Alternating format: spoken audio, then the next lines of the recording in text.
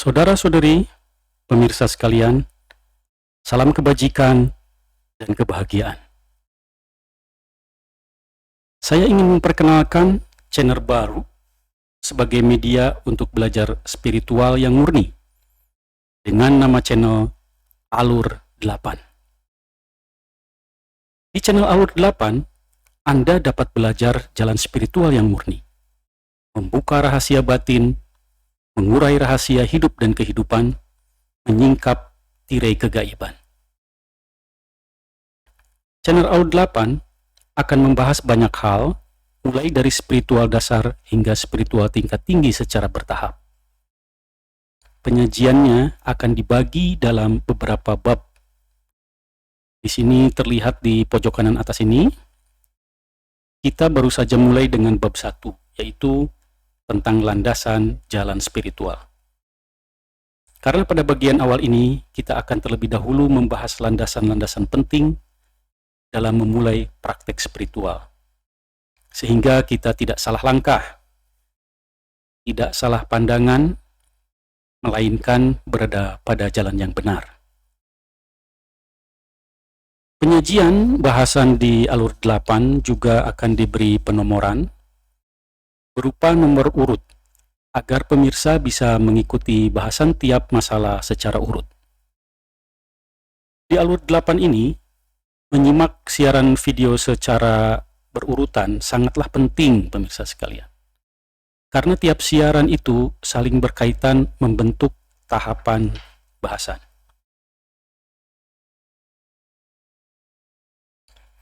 Alur 8 akan membahas banyak hal penting secara akurat, sehingga kita memiliki pandangan dan pemahaman yang benar akan realitas. Karena itu, akan kita bahas dulu perihal judul seri pertama ini dari siaran perdana Alur 8 ini, yaitu Jalan Spiritual Murni Membuka Pintu-Pintu Gaib. Spiritual adalah hal yang bersifat batiniah. Jalan spiritual adalah ajaran dan jalan praktek untuk pencapaian kebahagiaan batin. Lebih jauh lagi, demi untuk pembebasan sempurna.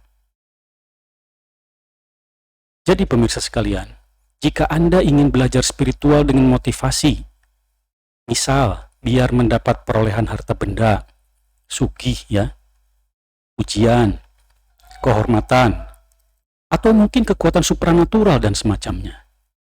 Ini adalah bentuk-bentuk motivasi yang harus dipertimbangkan lagi. Motivasi terbaik dalam belajar spiritual adalah untuk pembersihan batin dari sifat-sifat buruk. Nanti kita akan paham sendiri bagaimana perolehan harta benda, pujian, kehormatan, bahkan kekuatan supranatural juga bisa didapatkan seseorang sebagai efek samping dari praktek spiritual. Lalu, perihal membuka pintu-pintu gaib. Apa itu? Gaib adalah hal-hal yang tidak bisa diindra, yaitu tidak terlihat oleh mata, dan suaranya tidak terdengar telinga. Dalam hal spiritual, kegaiban berkaitan dengan rahasia-rahasia hidup dan kehidupan yang tidak orang ketahui karena sebetulnya tidak memiliki ilmunya. Tidak diketahui ilmunya sehingga tidak diketahui realitasnya. Maka lalu orang bilang itu gaib. Alur 8 akan menyajikan rangkaian seri siaran spiritual yang murni, dimulai dari prinsip-prinsip dasar yang harus kita ketahui sehingga jalan kita benar. Menjadi keberuntungan bagi kehidupan kita sekarang dan di kehidupan yang kemudian.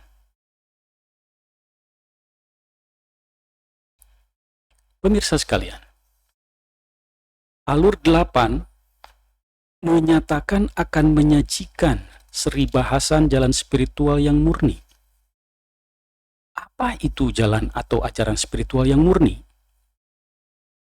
Berikut adalah perbedaan dari ajaran spiritual murni dengan ajaran spiritual yang telah tercemar.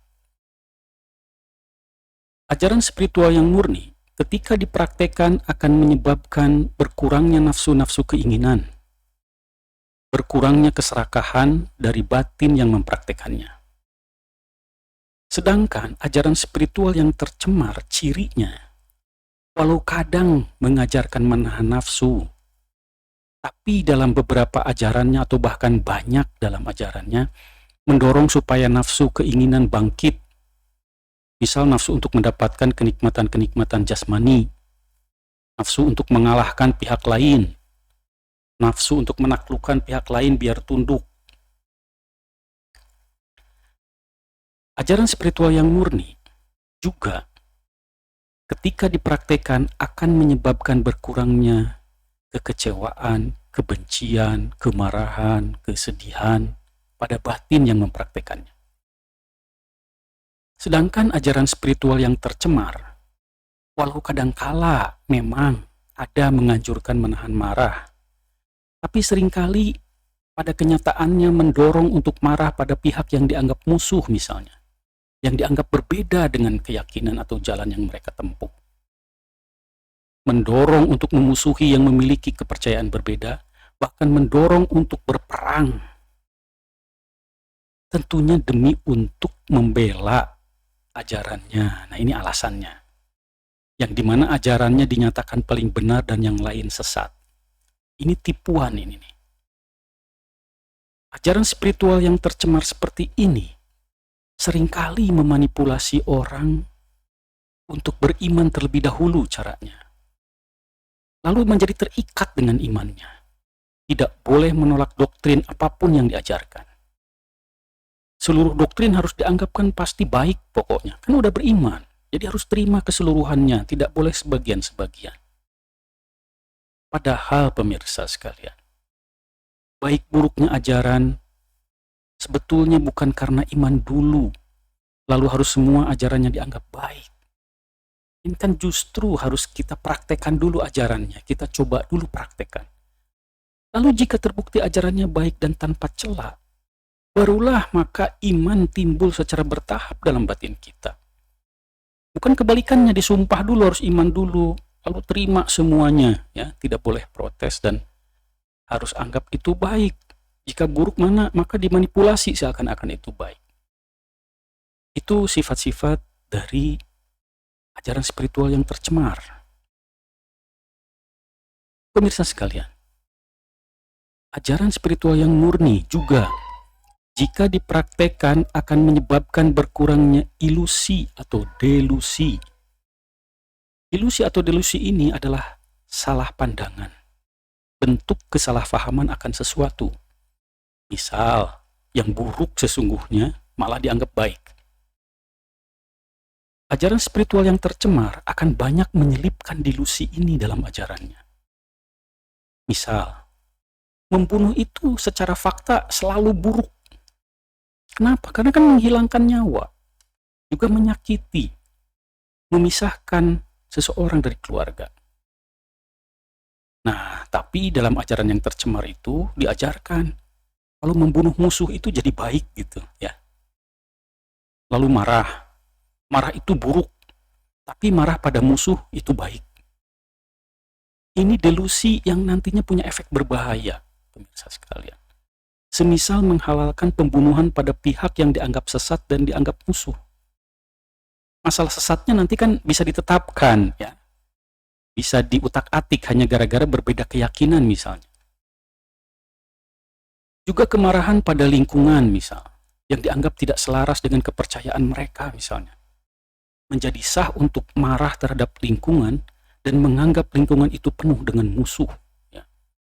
Ajaran tercemar seperti ini biasanya awalnya bercampur dengan kepentingan politik dan kekuasaan, lalu mengatasnamakan spiritualitas, ya, mengatasnamakan ajaran. Ya.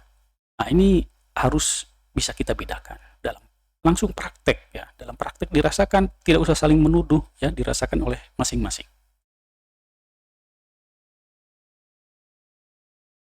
Pemirsa sekalian, kita bicara spiritualitas. Tetapi apa sebetulnya pentingnya belajar dan praktek spiritual?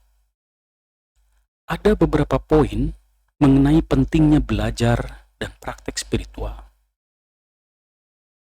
Pertama, spiritual itu menyelamatkan dan membahagiakan.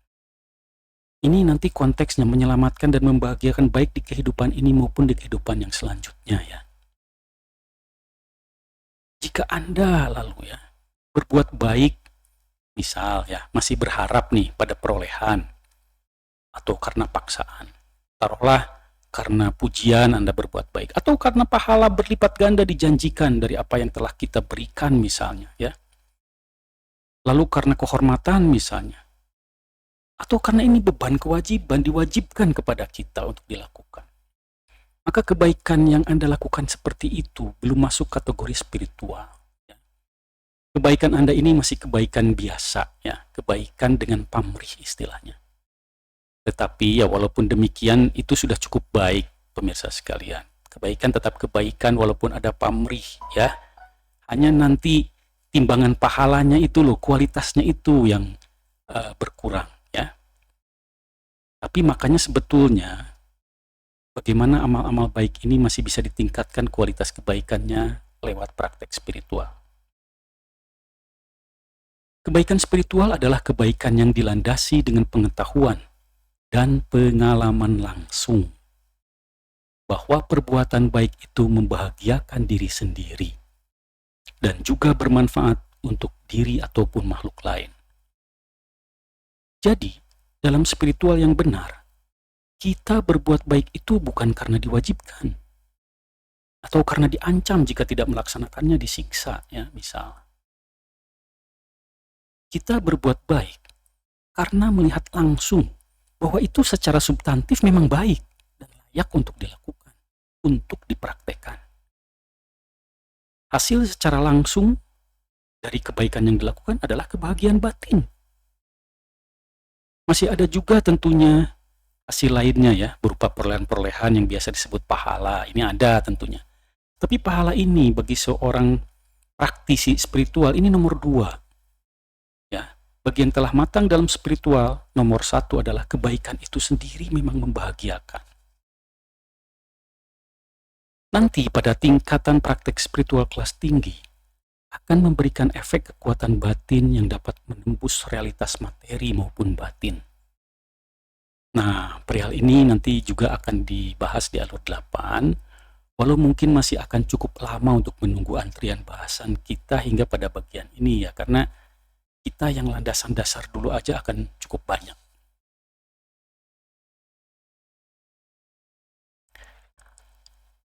Untuk mulai belajar dan praktek spiritual itu memerlukan landasan yang benar.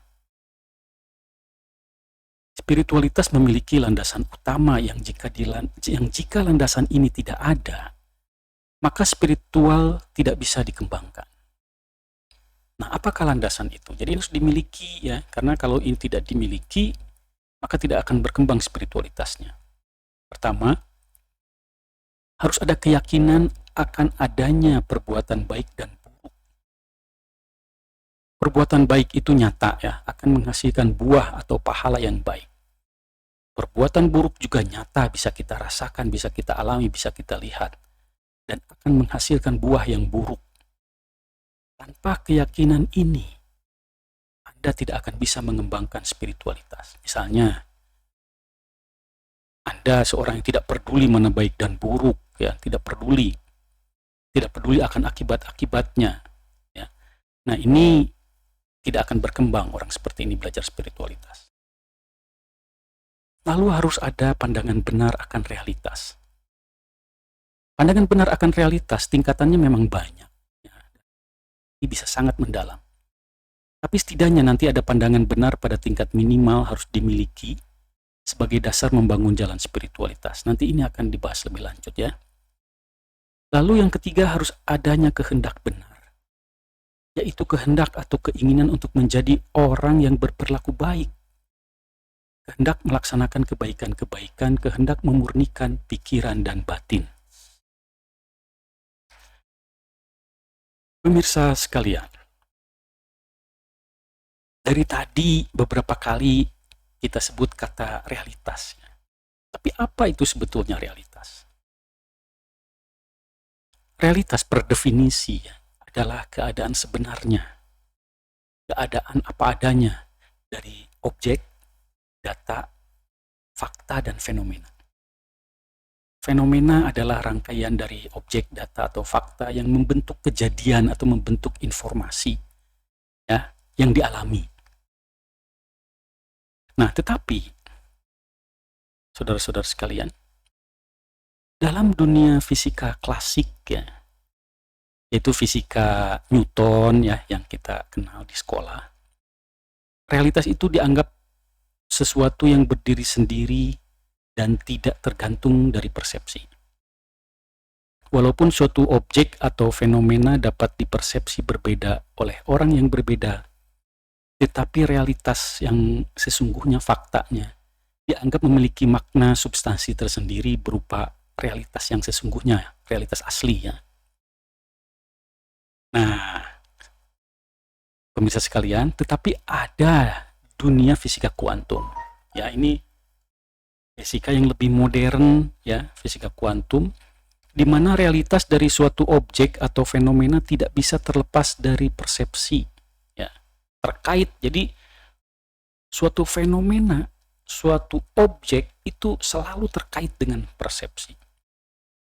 Jadi keadaan suatu objek atau fenomena tidak dapat diketahui jika tanpa persepsi dari si pengamat. Jadi realitas objek atau fenomena terkait dan tidak bisa dipisahkan dengan persepsi. Nanti kita akan ada lebih lanjut pembahasan tentang ini ya. Ini pendahuluan dulu nih ya. Nah, pemirsa, kita membahas spiritual ya, tapi kok ada teori fisika nih? Ini penting pemirsa, karena banyak ajaran spiritual yang berdasar pada prasangka dan imajinasi, tidak berdasar pada fakta-fakta ya. Kita hidup di dunia yang cukup modern ya, ini cukup beruntung, di mana ilmu alam atau sains telah cukup jauh berkembang. Karena itu, spiritual yang sehat adalah spiritual yang melihat realitas apa adanya. Bukan berimajinasi atau berhayal, melamun, ya, ngarang-ngarang, bukan.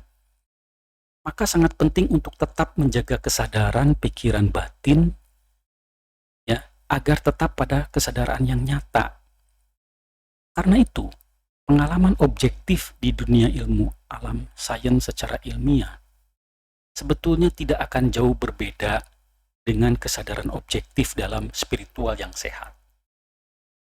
Walaupun nanti nih kembali ke fisika kuantum ya, ternyata nanti ada realitas yang berdasar pada kesadaran subjektif, tidak objektif. Nah loh, tapi ini nanti ya pemirsa, sabar dulu, kita pada akhirnya nanti akan juga bahas sampai ke bagian ini ya. Perlu waktu dan tahapan ya.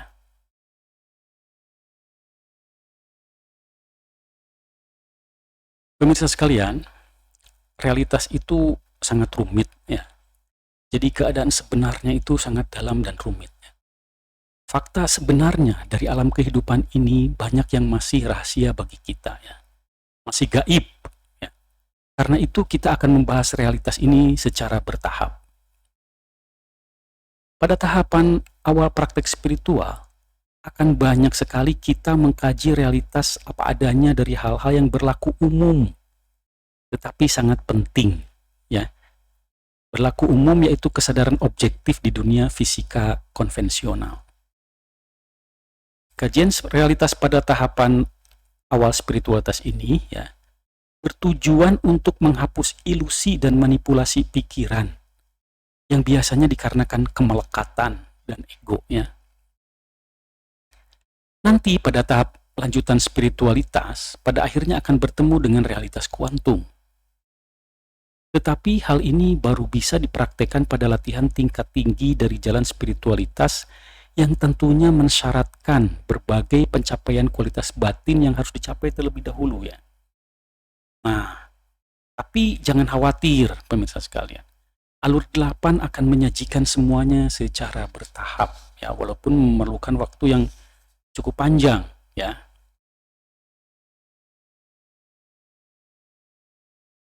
Nah, kita akan buat contoh ya tentang kesadaran akan realitas pada tingkat awal nih. Pemirsa sekalian, dari zaman kuno hingga modern sekarang ini, manusia masih suka korbankan hewan ya untuk kepentingan ritual tertentu ya. Tentunya juga selain kepentingan ritual untuk kepentingan konsumsi ya, perdagangan ya. Misalnya dagingnya, kulitnya dan lain-lain. Nah, kita tidak bahas yang perdagangan ya. Karena kita bahas spiritual, kita yang ritualnya ya. Ketika manusia mengorbankan hewan untuk kepentingan ritual, maka manusia seringkali membuat dalih ya, bahwa hewan yang dibunuh untuk kepentingan ritual itu tidak merasakan sakit ketika dibunuh, ketika dilukai ya. Bahkan konon, hewan yang dibunuh itu untuk korban itu tidak merasakan sakit, bahkan akan tidak merasakan sakit saja, bahkan akan merasa bahagia katanya, menjadi bagian dari ritual persembahan. Dengan dalih ini manusia memanipulasi orang banyak, nah ya. Termasuk dia memanipulasi dirinya sendiri sampai dirinya sendiri bisa percaya dengan manipulasi yang dia buat sendiri, agar bisa menerima etika pembunuhan hewan demi untuk persembahan ritual ya. Padahal secara realitas hewan juga tentunya memiliki rasa sakit jika jasmaninya terluka. Hewan juga memiliki keterikatan dengan kelompoknya, seperti misalnya induk dengan anaknya. Hewan juga memiliki rasa takut akan bahaya. Hewan mencintai hidupnya sendiri. Jadi realitas ini tidak menjadi berubah saat hewan dibunuh demi untuk kepentingan upacara ritual manusia. Konon manipulasinya dilanjutkan ya. Hewan itu kan diciptakan oleh Tuhan untuk manusia. Nah, ini kan manipulasi juga untuk mensahkan perbuatan pembunuhan hewan untuk ritual manusia ya.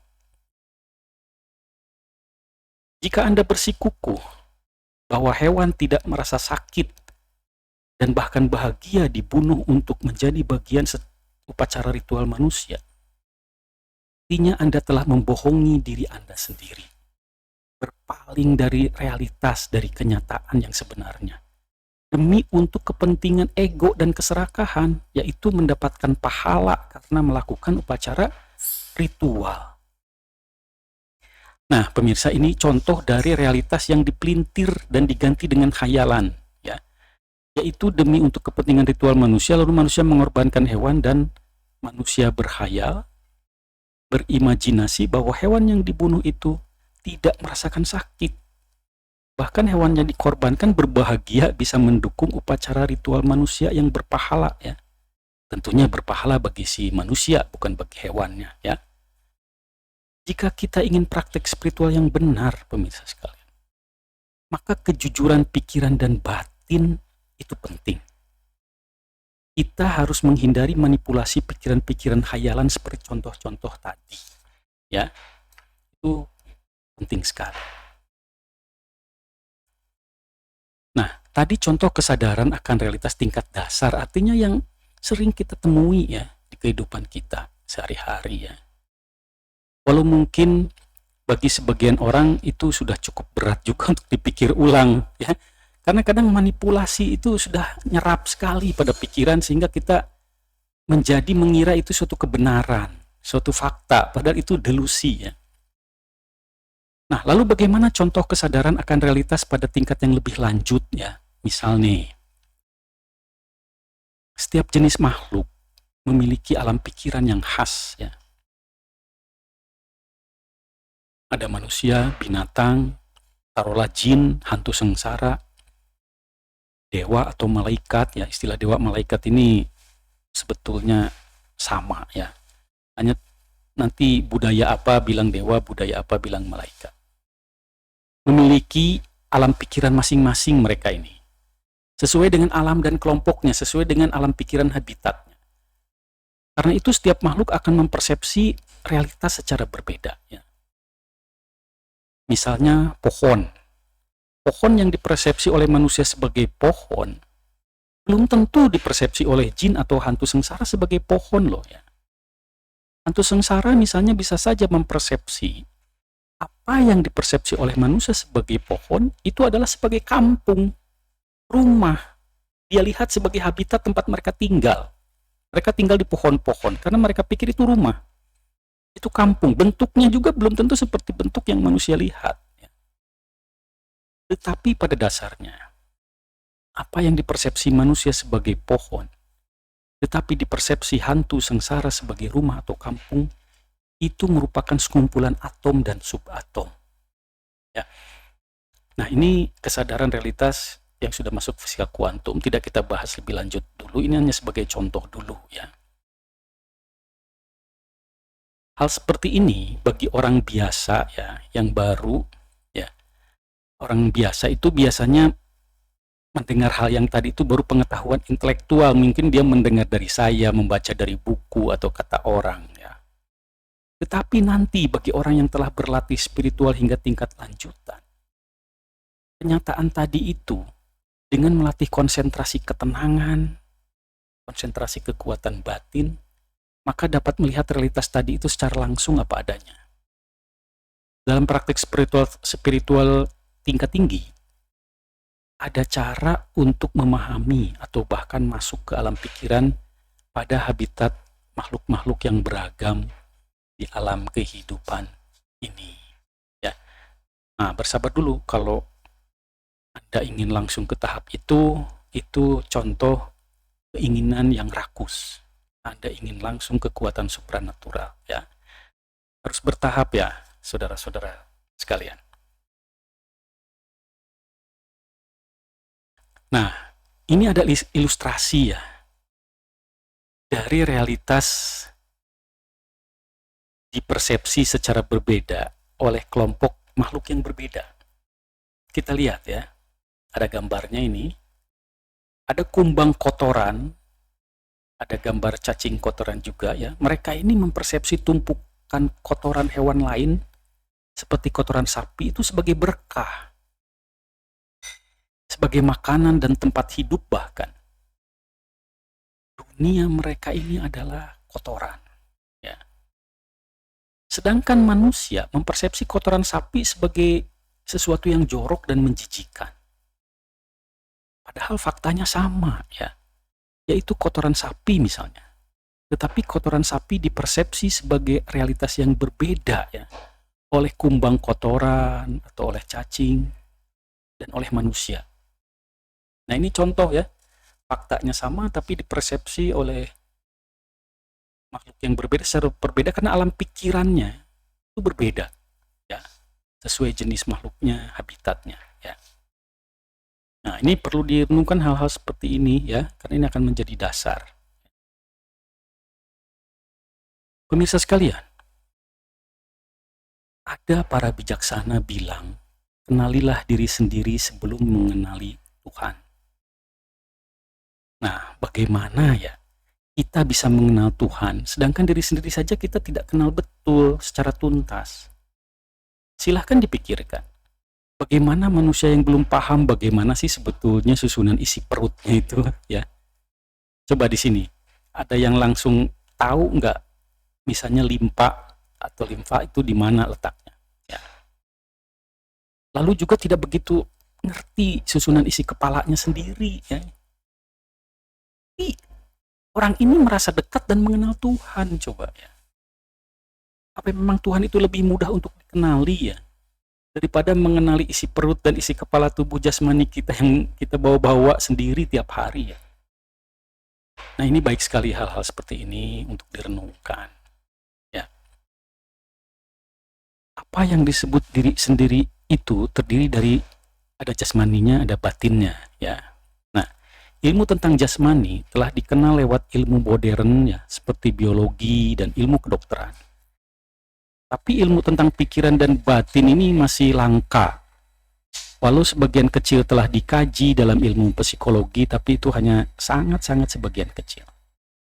Nah, alur 8 akan mengungkap rahasia jasmani dan batin dari sudut pandang spiritual yang kita bisa nantinya pelajari dan praktekkan bersama ya. Nah, alur 8 akan secara konsisten tetapi secara bertahap mengungkap rahasia hidup dan kehidupan dengan jalan spiritual. Mudah-mudahan ya niat ini bisa dipenuhi, bisa tercapai demi untuk kebaikan banyak orang atau demi kebaikan banyak makhluk. Yang hari ini ya kita dengar bersama ini adalah sajian pertama berupa perkenalan atau pendahuluan dari alur 8. Selanjutnya akan disajikan bahasan-bahasan secara terstruktur ya. Seperti di bagian berikut ya. Ini adalah struktur bagaimana bab kajian spiritual di alur 8 akan seperti bagian ini nantinya ya. Bab pertama itu yang sudah kita mulai hari ini adalah tentang pemahaman realitas dasar ya, landasan jalan spiritual. Ini akan cukup panjang ya, banyak karena dasar-dasar yang harus kita bahas. Nanti ada bab 2, realitas jasmani dan batin, rahasia bahagia dan sengsara. Nah, ini akan menjadi suatu bahasan yang cukup kompleks mengungkap ya realitas jasmani dan batin. Akan cukup kompleks dan akan panjang bahasannya dan menarik, tapi mungkin tidak mudah ya. Makanya harus bertahap sedikit demi sedikit ya. Lalu bab 3, realitas alam raya, membuka pintu alam gaib. Ya. Alam raya ini banyak tidak kita ketahui ya. Bentuk-bentuk kehidupan di alam raya, rahasia-rahasianya masih gaib. Nanti kita akan bongkar itu semua ya. Tapi ini mensyaratkan memahami dulu, makanya tadi yang realitas jasmani dan batin secara apa adanya dulu ya. Nah, jika ini semua sudah, nanti baru kita akan di bab 4 membahas olah batin untuk pemurnian. Pemurnian di sini maksudnya adalah pemurnian dari bentuk-bentuk kekotoran-kekotoran batin. Ya, kita murnikan demi untuk kebahagiaan sempurna. Tapi pemirsa sekalian ya, struktur ini berupa rencana ya. Nanti masih bisa berubah sewaktu-waktu ya. Jika di masa yang akan datang sambil jalan ya, ternyata dirasakan perlu ada beberapa perubahan, mungkin struktur ini akan bisa berubah ya. Nah, pemirsa sekalian ya, terima kasih atas kunjungan Anda pada channel Alur 8 ini. Jika Anda berminat akan jalan dan praktek spiritual, maka silahkan kunjungi kembali channel ini untuk sesi-sesi berikutnya. Agar Anda tidak ketinggalan sesi bahasan, maka silahkan klik tulisan subscribe, dan setelah itu lalu klik gambar loncengnya agar Anda menerima pemberitahuan atau notifikasi saat ada sesi bahasan baru yang diupload ke channel Alur 8 ini. Juga, jika menurut Anda ada teman, rekan, atau kerabat yang akan tertarik dengan bahasan spiritual, maka silahkan untuk berbagi link channel Alur 8 ini dengan teman, rekan, atau kerabat Anda. Baik, terima kasih. Semoga Anda semua sehat selalu, hidup berbahagia, terberkahi.